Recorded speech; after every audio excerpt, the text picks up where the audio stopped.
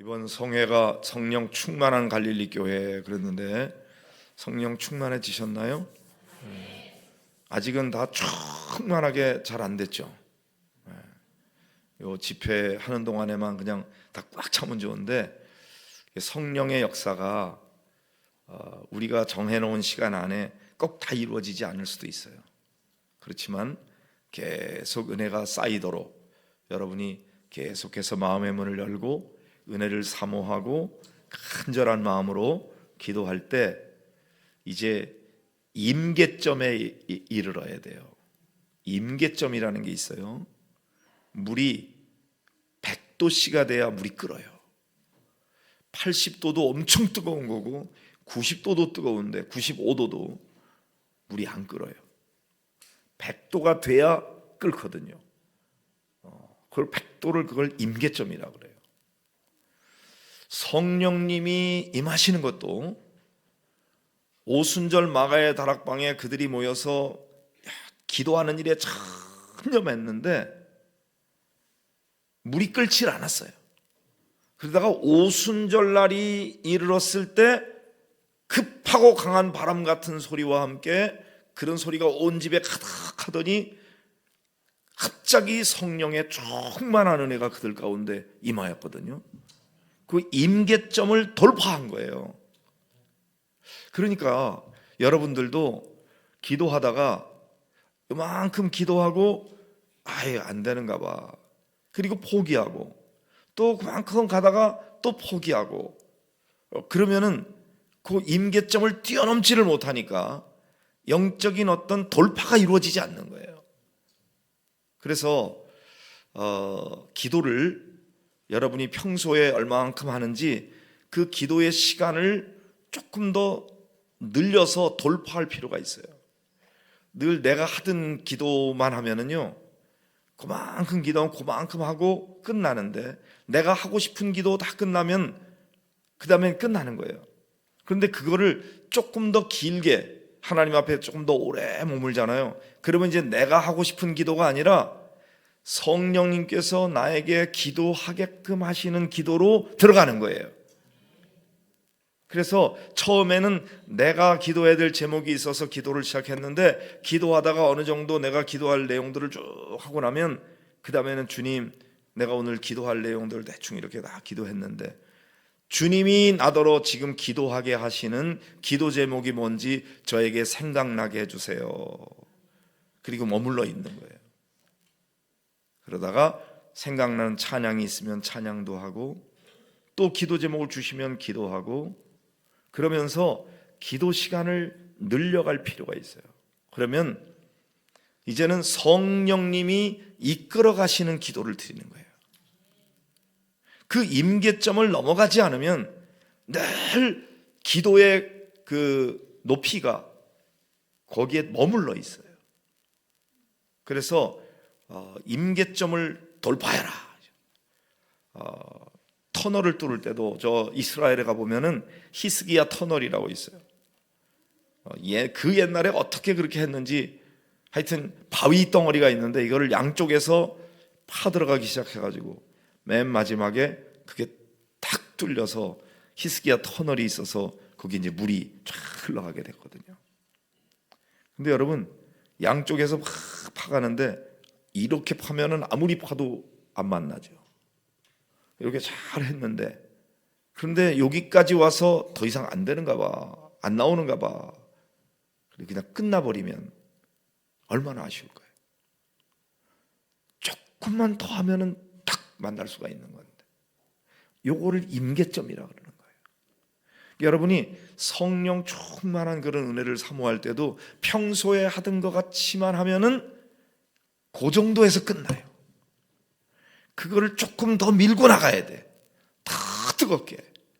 그러면서 그 임계점을 돌파해 나갈 때 갑자기 강력한 성령의 역사가 임할 수가 있거든요.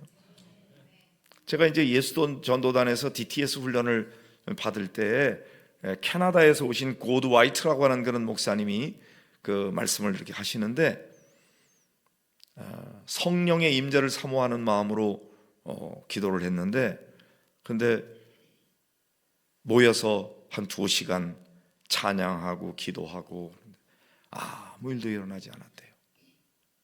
다음 주에도 또 모여서 또 기도하고 찬양하고 아무 일도, 한 달이 지나도 아무 일도 일어나지 않고, 2달이 지나도 아무 일도 일어나지 않고, 3달이 지나도 아무 일도 일어나지 않고, 그러면은 포기하기가 쉬워요. 에이, 안 되는가 봐. 포기한다고.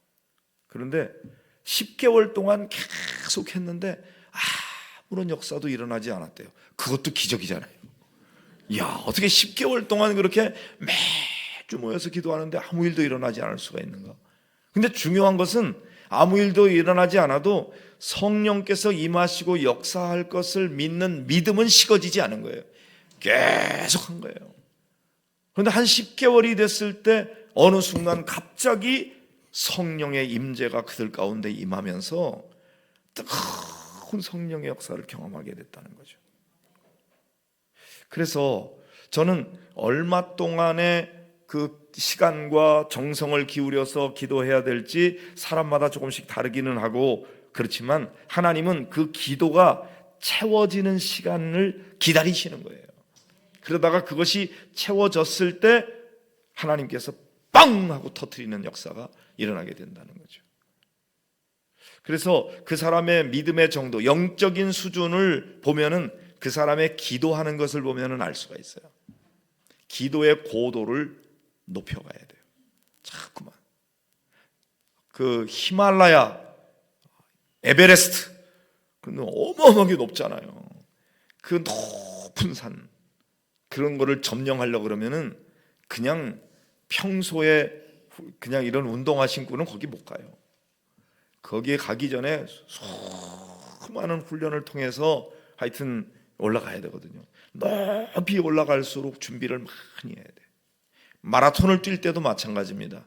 그냥 1km 정도 뛰는 거는 별로 어렵지 않은데 5km, 10km, 하프 마라톤만 뛰려고 그래도 보통 어렵지 않아요. 제가 양광교회 있을 때 청년들하고 43명이 같이 월드컵 경기장에서 마라톤 대회 나갔어요. 한 3만 원씩 돈 내고 뛰는 거예요. 심장병 어린이 돕기 그래가지고 돈 내고 같이 뛰는데, 제가 이제 10km 마라톤을 나갔거든요. 그런데 10km 마라톤을 내가 처음 뛰었어 그때. 근데 이 뛰는 방법을 잘 몰랐던 거예요. 사실 이 뒤꿈치부터 밟고서는 이렇게 뛰어야 되는데, 이게 단거리 할 때는 꼭 그렇게 안 해도 되는데 장거리 할 때는 그렇게 해야 하거든요. 뒤꿈치부터 밟아서 이렇게 밟고 이래야 되는데 요 앞꿈치부터 밟은 거야. 이게 단거리 할 때 뛰는 방식인데, 그렇게 쭉 가다가 한 8km쯤 갔는데요, 이제 다리에 이제 쥐가 나가지고 막 단단해지고 뭐 너무 알배고 막 아파 죽겠는 거예요. 그래서 뭐 걷다가 뛰다가 그래가지고 간신히 통과는 했는데, 그래서 58분인가 그래도 제법 40대에 뛴 거로는 나쁜 성적은 아니었지만 내가 제대로 잘 훈련해서 뛰었으면 더 빨랐을 텐데. 이번에 우리 사위가 하프 마라톤을 뛰었는데 1시간 58분인가에 뛰었더라고요. 잘 뛴 거예요. 근데 여러분, 이런 거를 더 말하자면 먼 거리를 뛰는 그렇게 하려면은 차원이 다릅니다. 1km 뛸 때하고 10km 뛸 때하고 20km 뛸 때는. 그리고 막 뛰다 보면은 나중에는 이 젖꼭지 같은데 이런 데가 막 이렇게 옷에 스쳐가지고요, 이게 막 말하자면 상처가 나요.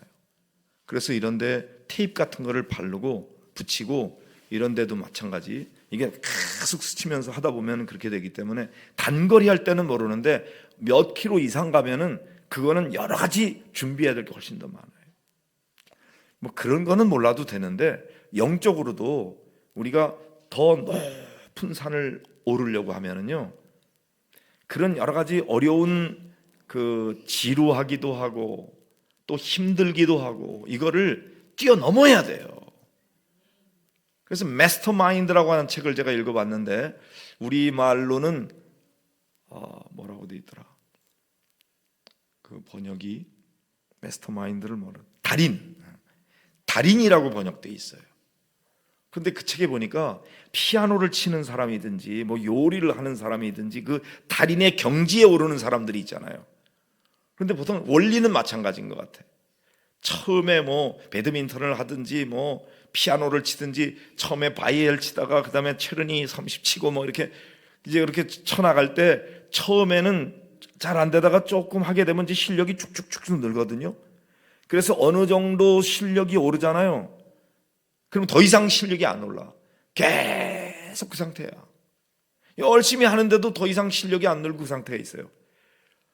그런데 그렇게 쭉 하다가 더 이상 실력이 안 늘고 매일 그 모양이니까 포기하는 거예요. 그럼 그 사람은 거기에서 끝나버려요. 그런데 지루하리만큼 변화가 없는 그 상태를 계속 유지하면서도 계속 연습하다 보면 어느 순간에 그레이드업 하는 그런 모멘트가 있다는 거예요.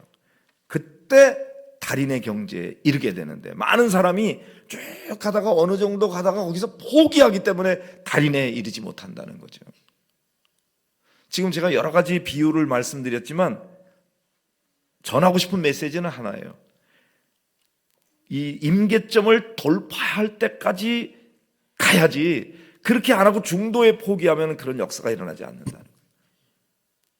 그렇기 때문에 여러분이 이번 집회 안에서 꼭 성령의 어떤 큰 은사를 받지 못하고 그랬다 그래서 에이, 하나님은 나한테 안 주는가 봐, 나는 뭐 전에도 노력하고 했는데 안 되는가 봐, 그리고 포기하지 말고요, 지금까지 쌓아왔던 게 있거든요.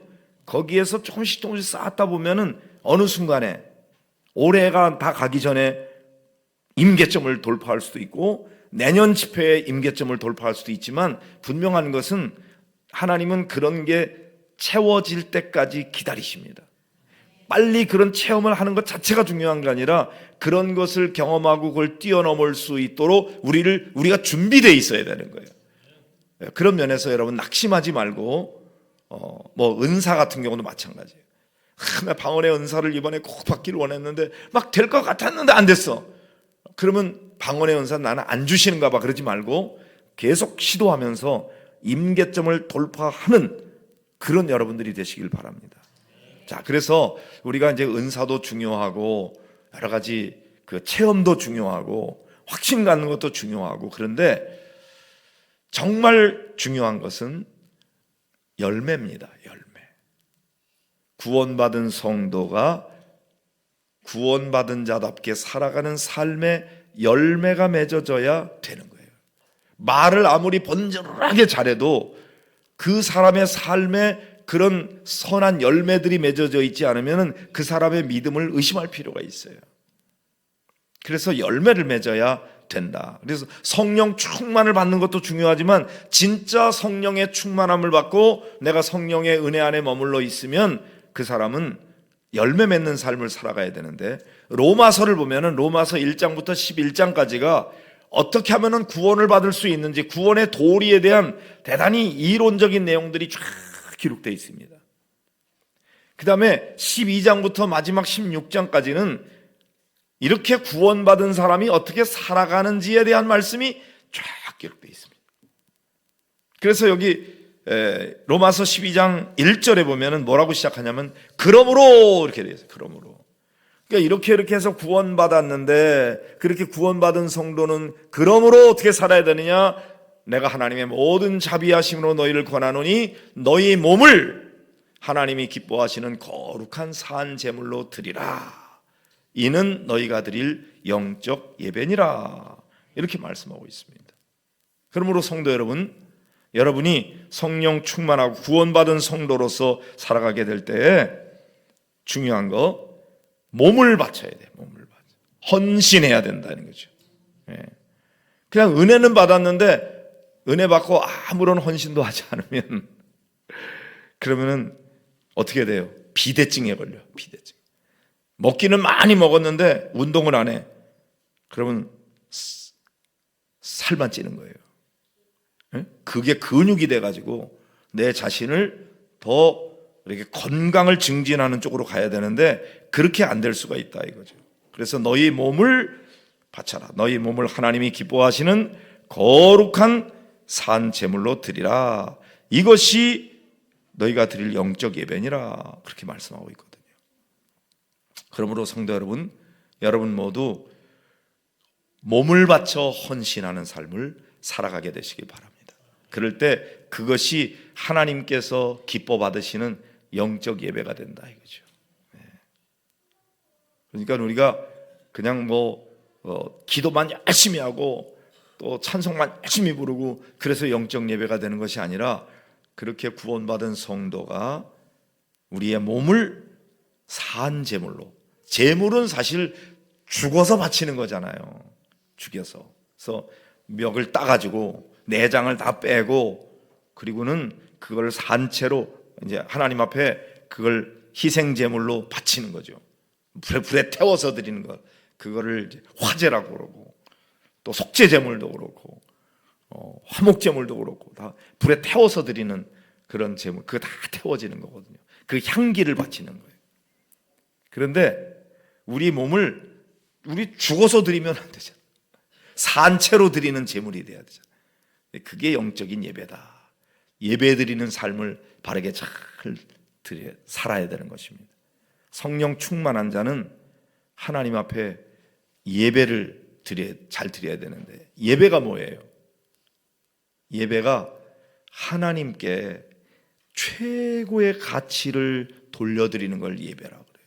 내가 가지고 있는 모든 마음과 뜻과 정성과 나의 모든 에너지를 다 동원해서 영과 진리로 하나님을 최고의 존재로 높여드리는 것. 그래서 여호와의 이름에 합당한 영광을, 그 이름에 합당한 영광을 하나님 앞에 돌려드리는 것. 하나님을 찬양하고 하나님을 송축한다는 말은 하나님을 막 칭찬하고 찬송하는 걸 말하는 것. 그래서 하나님 너무 감사합니다. 하나님 너무 잘하셨습니다. 하나님 위대하십니다. 그리고 하나님을 높여드리는 거예요. 예배를 잘 드리려면 어떻게 해야 돼요? 그냥 턱 와 있는 게 아니라 준비해야 돼. 그래서 예배를 잘 드리기 위해서 집에서부터, 사실은 주일날 와서 예배 드리잖아요. 그러면 예배의 성공은 주일날 결정되는 게 아니라 그 전주간, 한 주간 동안의 삶을 어떻게 살았는지가 주일 예배를 올바르게 드리는지 못 드리는지 결정되는 거예요. 일주일 동안은, 표현이 너무 거친가? 개떡같이 살고, 그리고 주일날 와서 예배에만 참석한다고 영적 예배가 드리는 게 아니에요.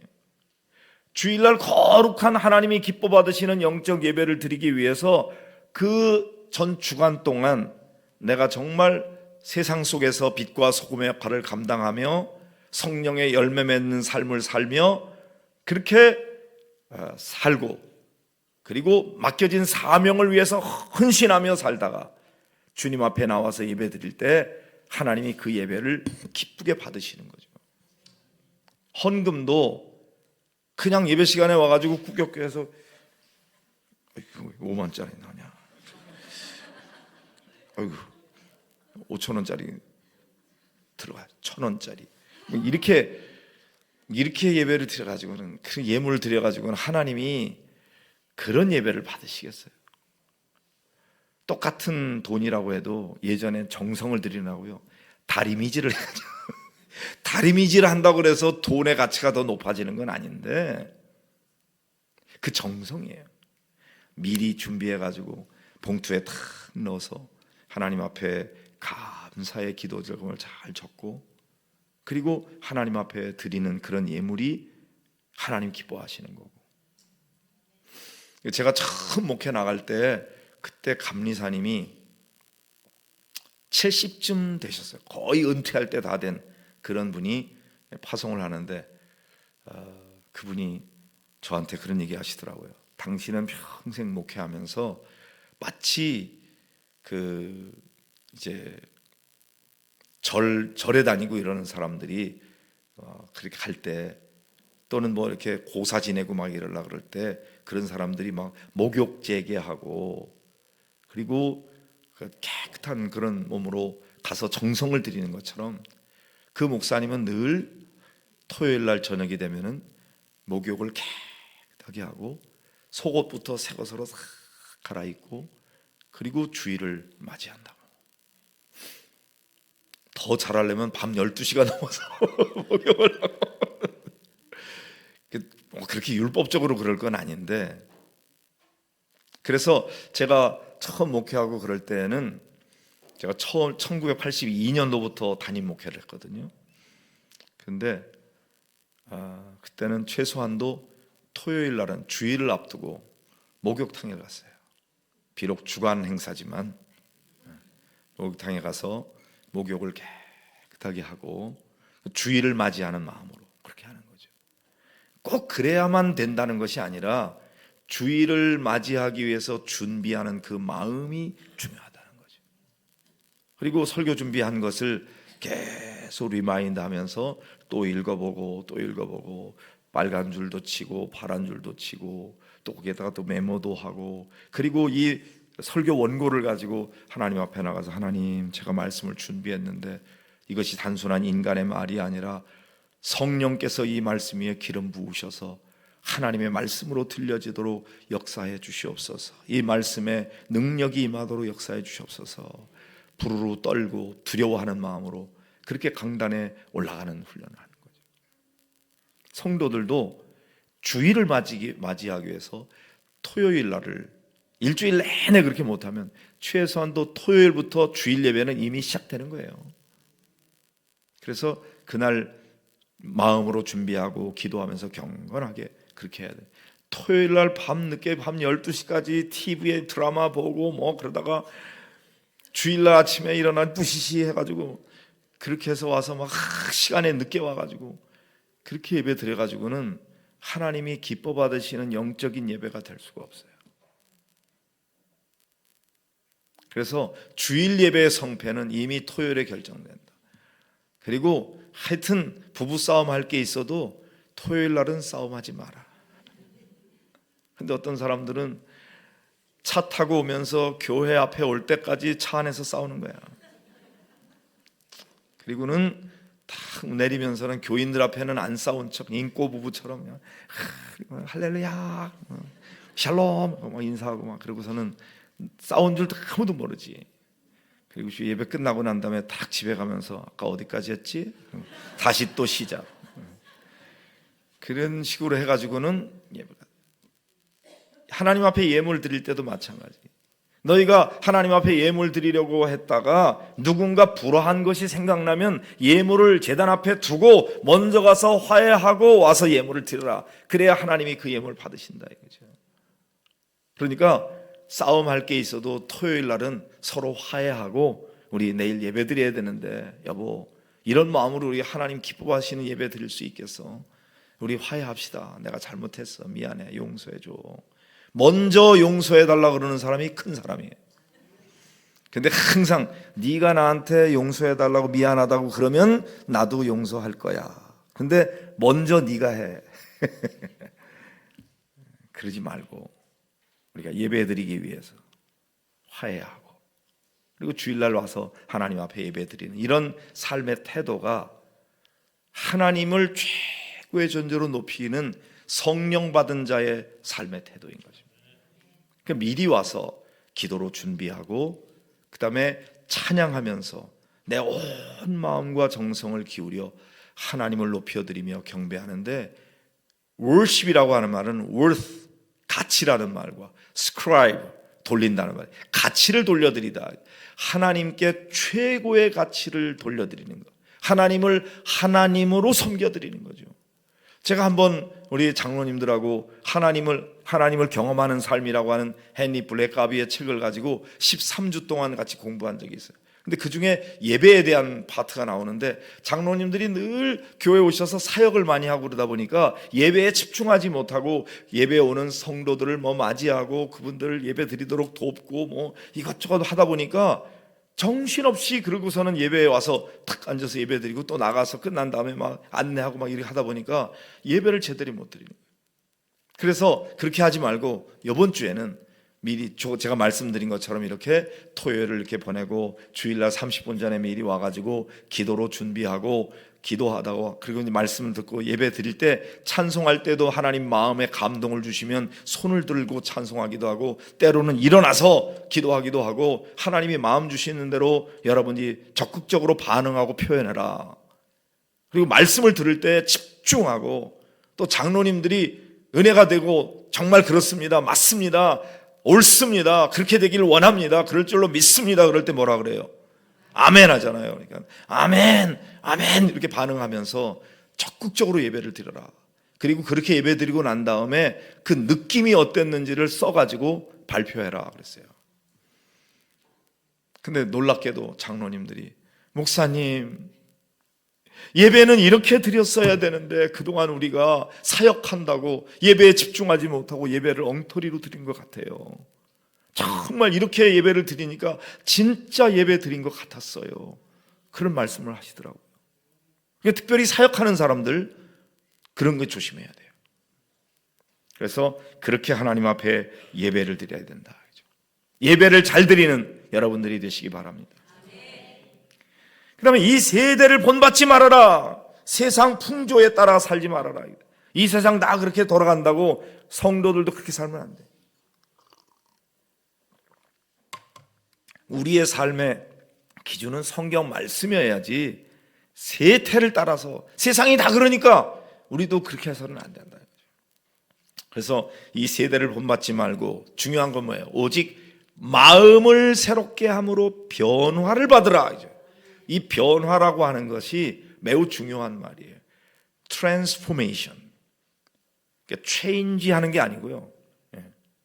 exchange 하는 게 아니고 바꿔치는 게 아니고 변화받는 거는 그 formation이 transformation이 되는 거예요. 형성된 것이 완전히 뒤바뀌어서 질적인 변화가 일어나는 걸 가리키는 거예요. 그래서 이제까지는 내가 내 삶의 주인이 돼서 살아왔는데 이제는 주인을 바꿔치기 위해서 내가 그리스도와 함께 십자가에 못 박혔나니 그런즉 이제는 내가 사는 것이 아니요 내 안에 그리스도께서 사신 것이라. 이제 내가 육체 가운데 사는 것은 나를 사랑하사 나를 위하여 자기 자신을 버리신 하나님의 아들을 믿는 믿음 안에서 사는 것이라. 그러니까 내가 주인이 돼서 살던 삶을 내려놓고 예수님이 주인 되는 삶으로 살아가는 거죠.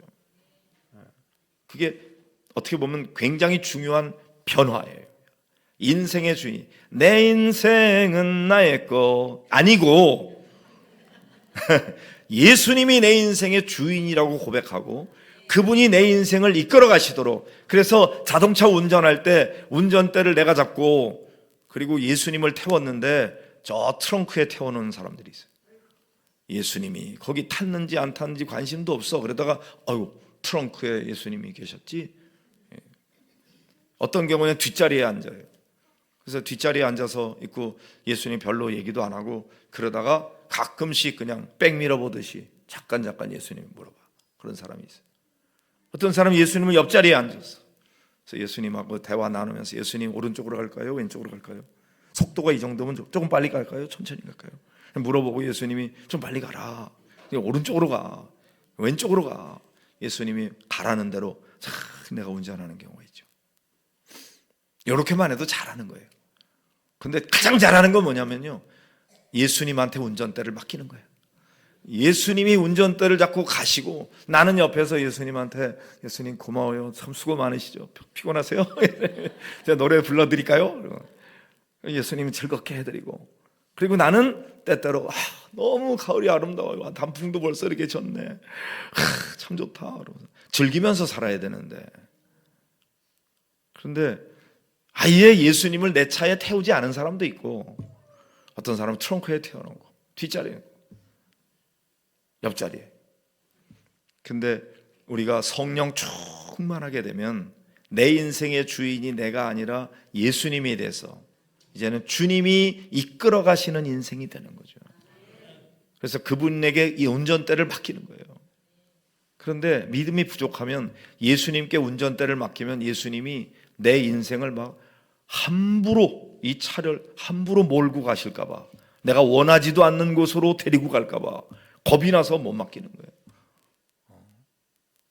어떤 사람 믿음도 없는 사람이요, 내가 주님 앞에 헌신하고 충성하고 예수님 뜻대로 살겠다 그러면 예수님이 갑자기 저 아프리카 오지에 선교사로 가라 그러면 어떡하지?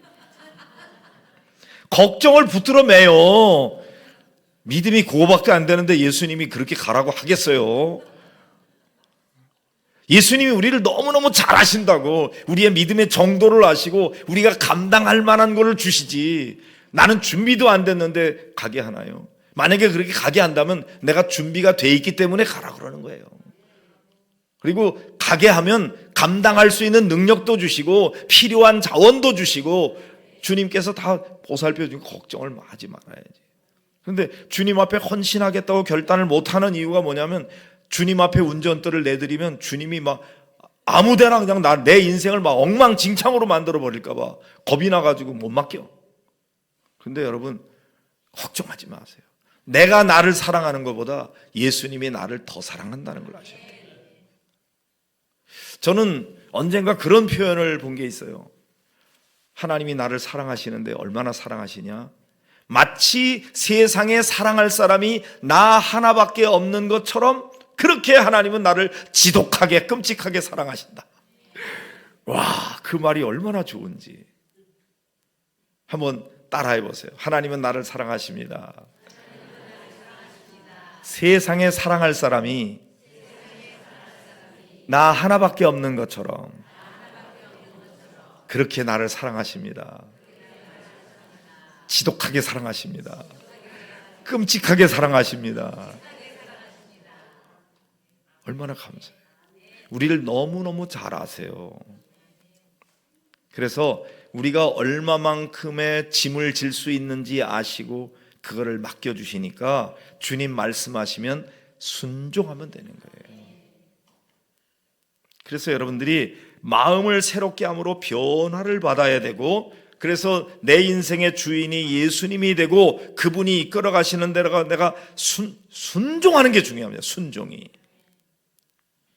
그 다음에 하나님의 선하시고 기뻐하시고 온전하신 뜻이 무엇인지 분별하도록 하라. 하나님의 뜻이 무엇인지 분별하면 그 뜻대로 살아가는 것이 가장 지혜롭게 사는 삶이라는 걸 알게 돼요. 근데 주님의 뜻이 뭔지 모르면 열심히 살았는데도 엉뚱하게 살아가는 경우가 있는 거예요. 방향을 잘못 알으면 부산으로 가려고 그랬는데 한참 가다 보니까 평양으로 가고 있네. 열심히 달려간 만큼 돌아와야 될 길이 많은 거예요. 그러니까 성실하게 부지런히 열심히 사는 게 가장 중요한 가치가 아니라 올바른 방향을 향해서 나아가야 되는데, 그게 뭐예요? 주님의 뜻을 따라 살아야 되는데, 그러려면 하나님의 선하시고 기뻐하시고 온전하신 뜻이 무엇인지 분별해야 돼요. 누가 분별하게 해주셔요?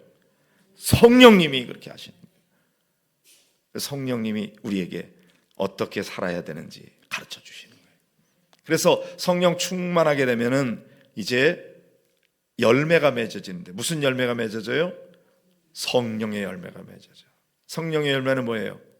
사랑과 희락과 화평과 오래 참음과 자비와 양선과 충성과 온유와 절제, 이 같은 법을 금지할 법이 없느니라 그랬잖아요. 그래서 성령 충만하면은요 사랑이 많아집니다. 사랑할 수 없는 자까지 사랑할 수 있는 능력이 생깁니다. 예전에는 내가 절대 저 사람 사랑 못해 그랬는데 하나님께서 우리에게 그 사람을 불쌍히 여기고 긍휼히 여기는 마음을 갖게 되고 그에게 자비를 베풀게 되고, 그래서 예전에는 미워 죽겠는데 이제는 불쌍해.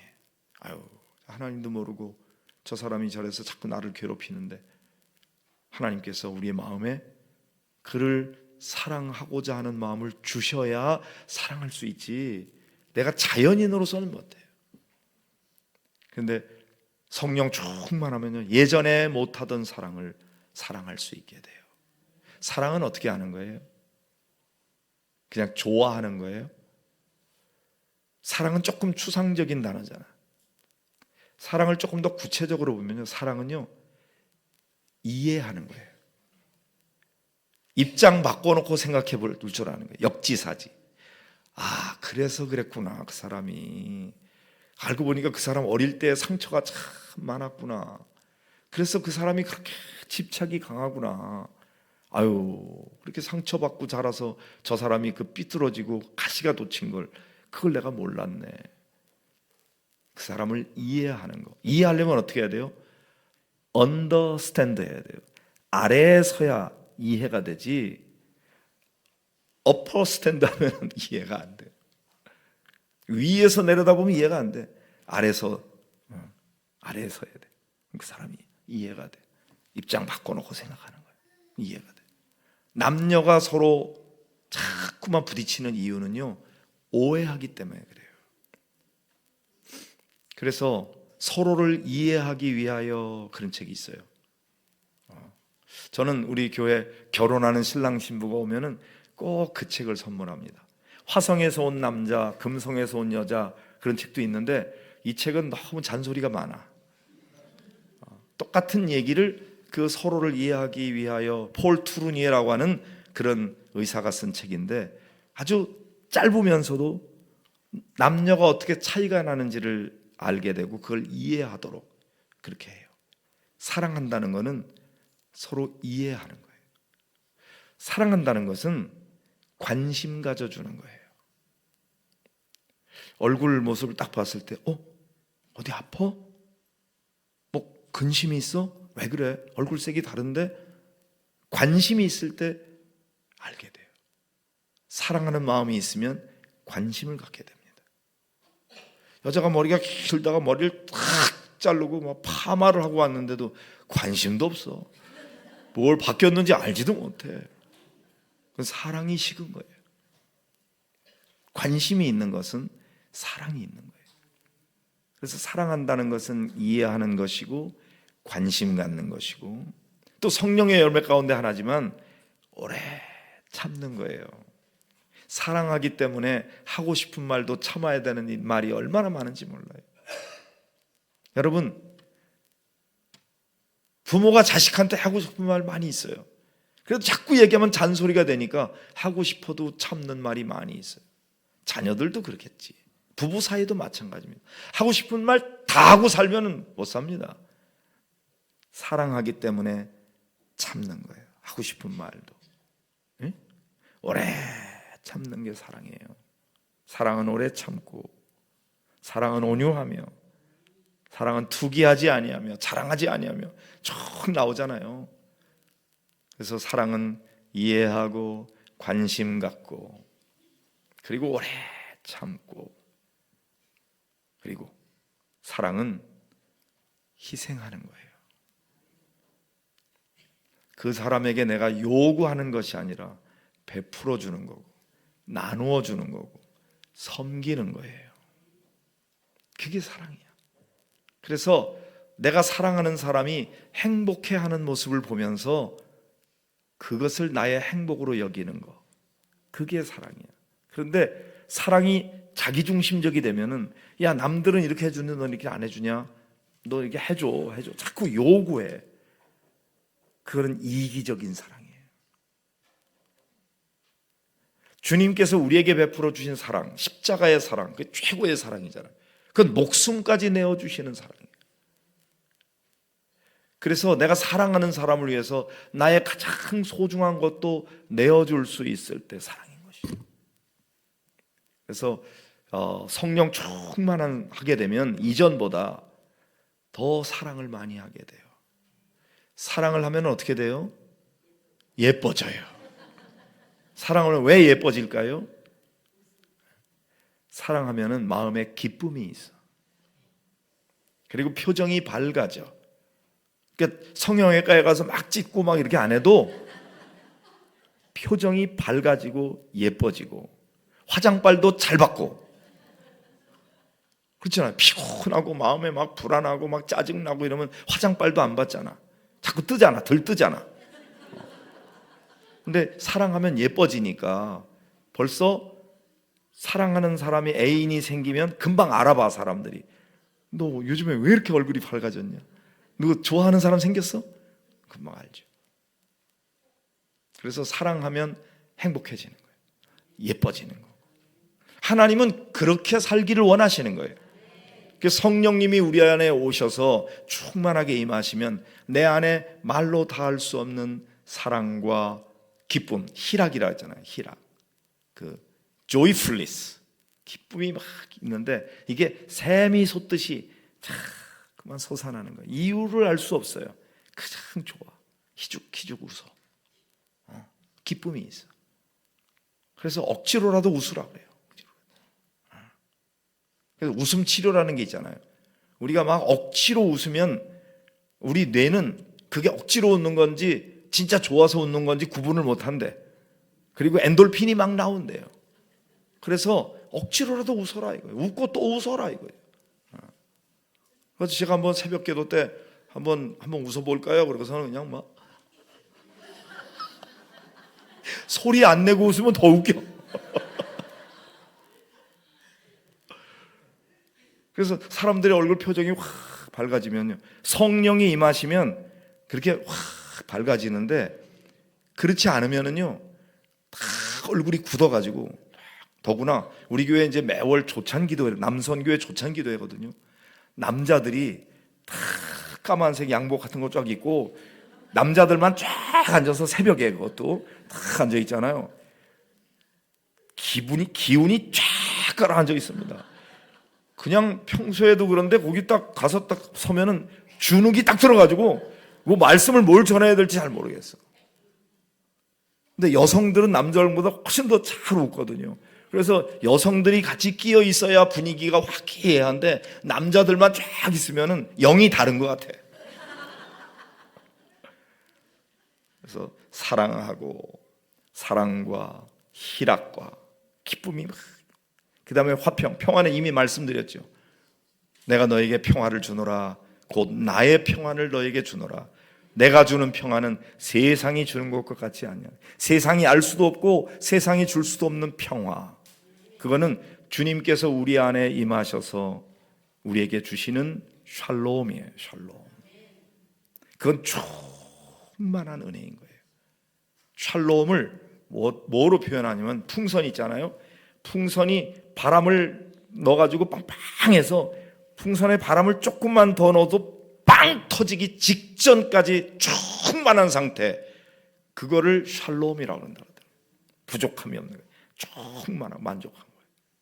그리스도의 평화는 그런 거예요. 부족함이 없는 거예요. 사랑과 희락과 화평과 오래 참음과 자비, 양선, 충성스러운 거.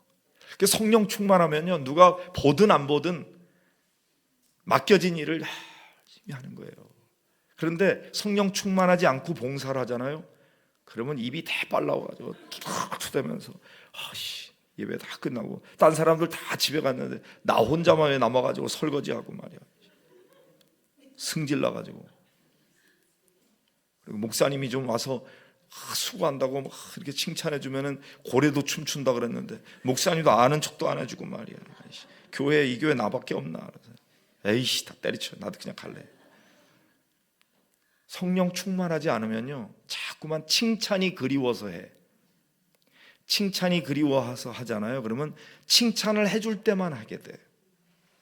근데 성령 충만하면 그런 사람의 칭찬이 없어도, 사람이 알아주지 않아도 주님이 알아주시지. 그 믿음 가지고 봉사하고, 차라리 아무도 몰라주면 하늘 복이 있잖아. 그걸 믿는 거예요. 이미 자기 받을 상을 다 받은 사람은요 하늘의 복이 없어요. 자기 받을 상을 다 그러니까 뭐 잘했다고 칭찬해 주는 건 좋은 일이에요. 그런데 칭찬 받으면 자기 받을 상은 다 받은 거야. 칭찬 받았잖아요. 그런데 선한 일을 막 했는데 아무도 몰라줬어. 그러면 하늘의 복이 있다고 말씀하는 거예요. 그래서 우리 교회에서는 인사말을 뭐라 그러냐면 하늘 복 많이 받으세요, 그렇게 인사를 해요. 그 말은 굉장히 맹랑한 인사예요. 네가 선한 일 많이 하고도 칭찬받을 생각은 꿈에도 꾸지 마라. 그런 말이에요. 그래도 낙심하지 말아라. 왜? 하늘 복이 있으니까. 그걸 믿는 거예요. 그래서 익명으로 봉사하고, 남들이 안 하는 거 내가 할 수 있으니 감사하고. 오늘 낮에 제 친구 고등학교 때 제가 회장이고 그분이 부회장이었는데 우익교회 장로님이에요.